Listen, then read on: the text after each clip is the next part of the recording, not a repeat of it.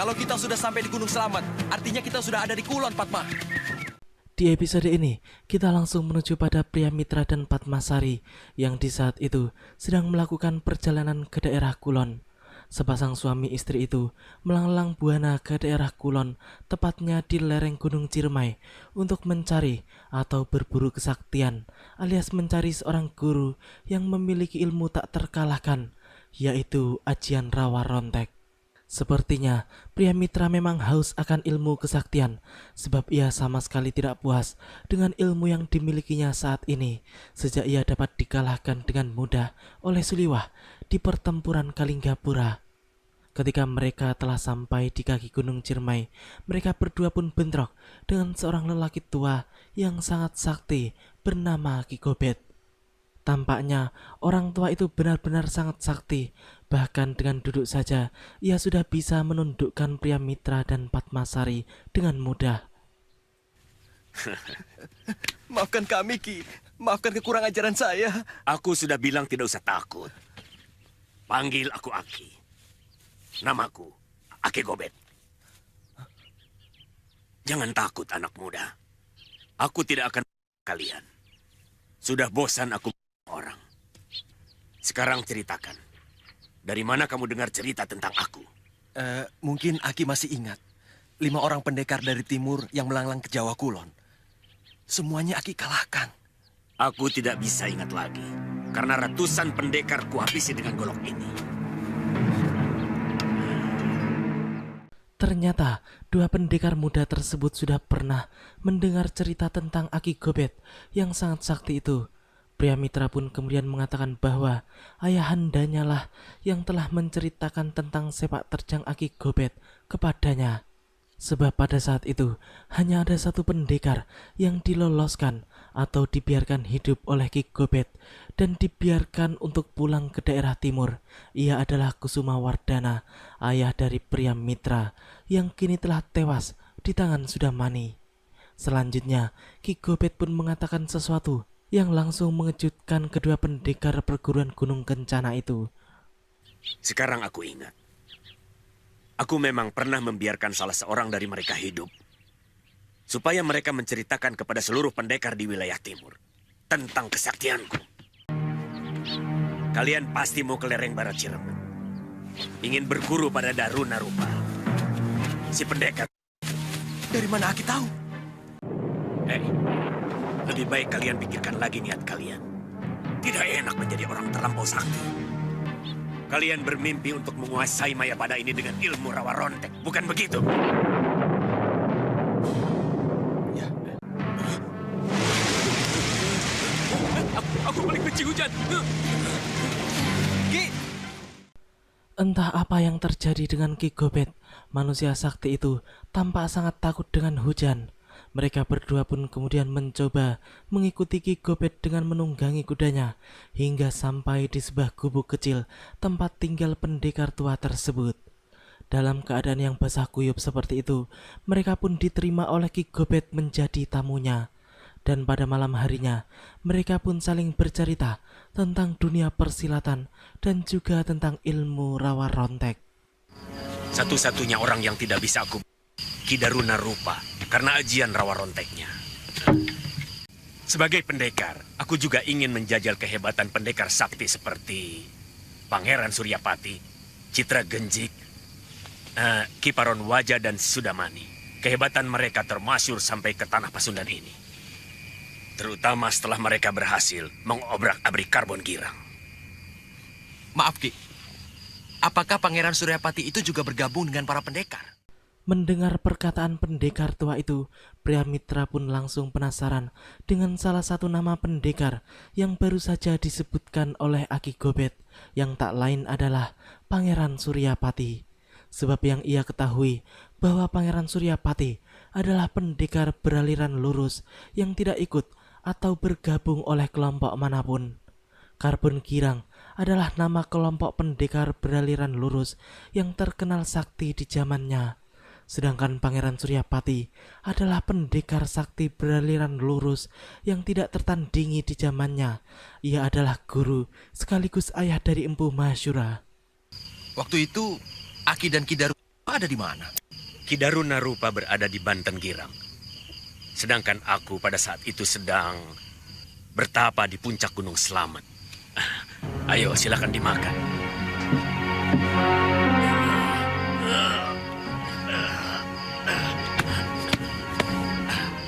Kenapa, Ki? Entah mengapa, Aki Gobet tiba-tiba terjatuh dan merasakan sakit di sekujur tubuhnya. Ia pun mengeluh karena merasa tulang-tulangnya sudah rapuh dan seakan tidak kuat lagi menyangga tubuhnya yang telah berusia 120 tahun lebih. Pendekar sakti itu menyesal karena kesaktian yang dimilikinya di masa muda kini justru menyiksa dirinya. Penderitaan tersebut telah dialaminya bertahun-tahun dan entah kapan akan berakhir. Keesokan harinya, pria Mitra dan Padmasari pun melanjutkan perjalanan mereka menuju puncak Gunung Cermai. Setelah seharian berkuda, akhirnya mereka pun sampai pada sebuah gubuk yang mereka kira adalah kediaman Empu Darunarupa, orang yang memiliki ajian rawa rontek. Ternyata benar, orang yang ada di dalam rumah itu adalah Empu Darunarupa. Namun tampaknya tingkah orang tua sakti itu hampir sama dengan Aki Gobet, yaitu sama-sama bertingkah aneh. Mau apa kamu, ha? Saya sengaja mencari rumah empu untuk ngangsu kaweru, ilmu yang empu miliki. Tidak usah basa-basi anak muda. Aku tidak suka. Katakan terus terang. Dari mana kalian tahu tempatku? Dari Aki Gobet, empu. Gobet!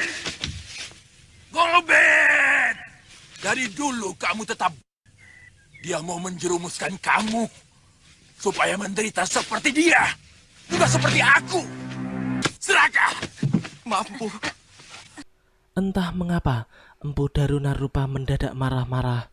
Sepertinya ia merasa bahwa kedua tamu tak diundang tersebut sangat menyinggung perasaannya. Keserakahan pria Mitra untuk mendapatkan ilmu kesaktiannya sangat tidak disenanginya.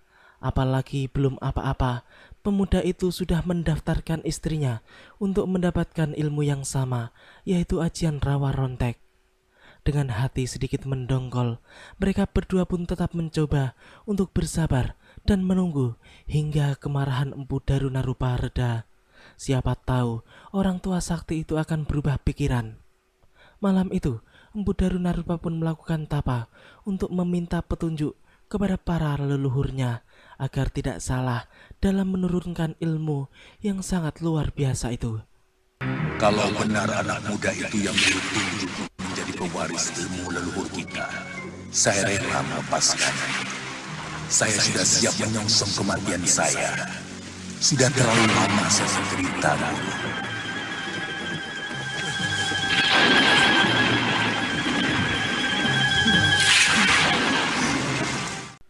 Akhirnya, tibalah saatnya penderitaan Empu Darunarupa usai, karena ia akan segera menurunkan ilmu rawa rontek miliknya kepada pria Mitra. Ketika tengah malam tiba, pria Mitra yang sedang tertidur pulas pun mendengar suara bisikan yang membangunkannya. Suara itu terdengar jelas di telinganya. Ia pun kemudian mengikuti perintah suara tersebut yang menuntunnya menuju pada sebuah ruangan di belakang rumah Empu Darunarupa. Ternyata di sana ada sebuah gua tersembunyi yang di dalamnya terlihat keberadaan Empu Darunarupa yang sedang bertapa. Tampaknya sang empu telah bersiap-siap untuk menurunkan ilmu pamungkasnya kepada pemuda pewaris perguruan Gunung Kencana tersebut. Bersiaplah. Baik, Guru. Satu saja permintaanku. Buatkan upacara Bahni Darana untuk mensucikan mayatku. Bersiaplah. Baik, Guru. Dan duduklah di hadapanku. Iya, Guru.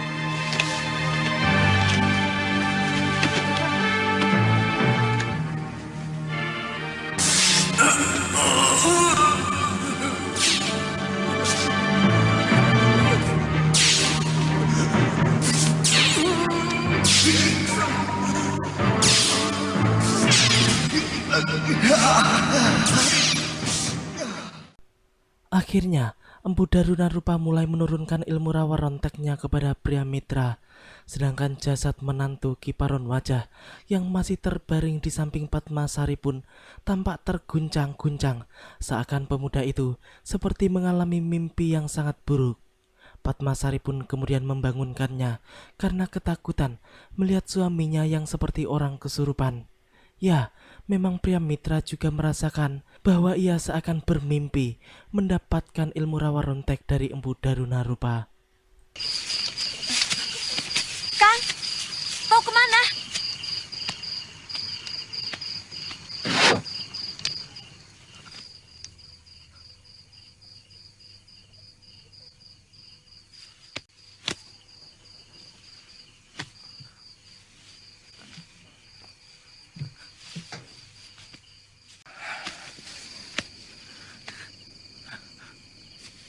Pria mitra, kamu telah mewarisi ilmuku. Lakukan janjimu untuk mengeramatkan abu mayatku. Setelah melihat keadaan Empu Darunarupa, pria mitra pun langsung paham bahwa memang dirinya benar-benar mendapatkan ilmu rawa rontek, sebab manusia sakti itu telah tewas di tempatnya. Hal itu berarti ilmu paling hebat tersebut telah berpindah kepada dirinya. Selanjutnya, pria mitra pun mendengar suara sang empu yang mengatakan bahwa pria mitra harus segera melakukan amanatnya sesuai dengan janji yang telah ia katakan. Sepasang suami istri itu pun kemudian segera membereskan mayat sang empu untuk dikeramatkan. Dan setelah itu, mereka pun segera melakukan perjalanan pulang menuju perguruan Gunung Kencana.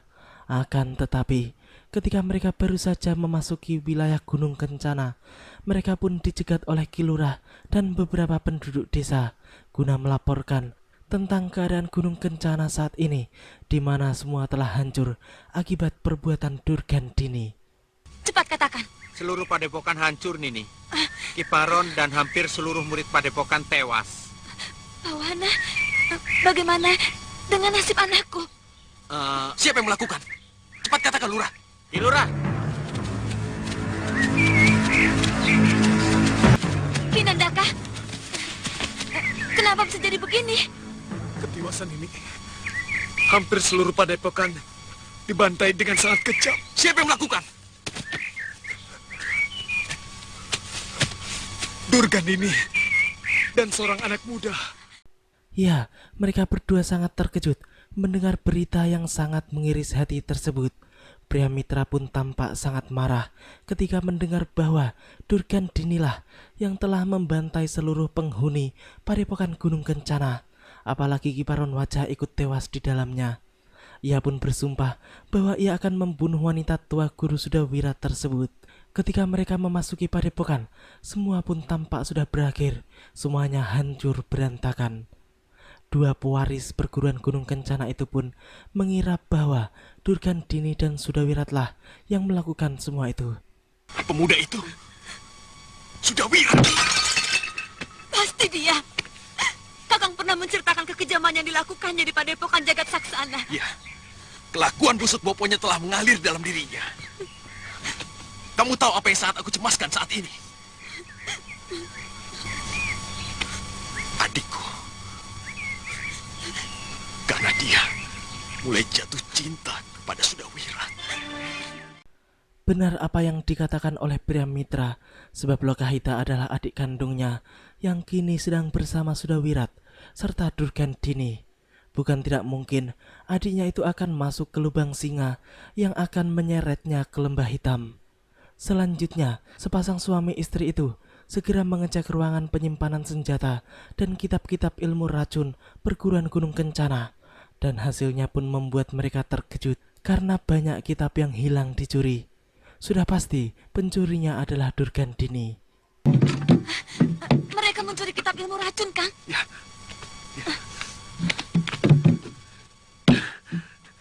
Ini pasti ada kaitannya untuk penyerangan Malwapati.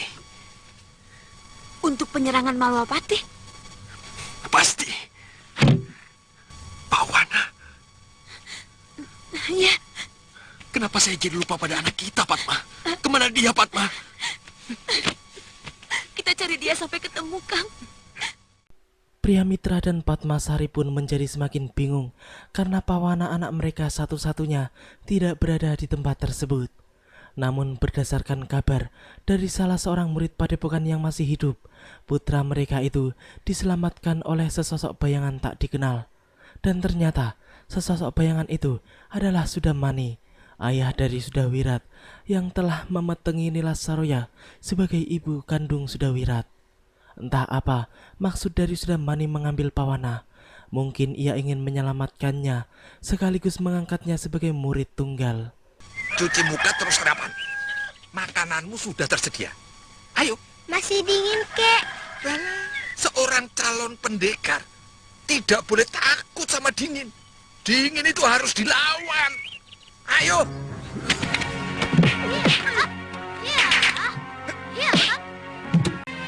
Kaki buka. Ya. Wela.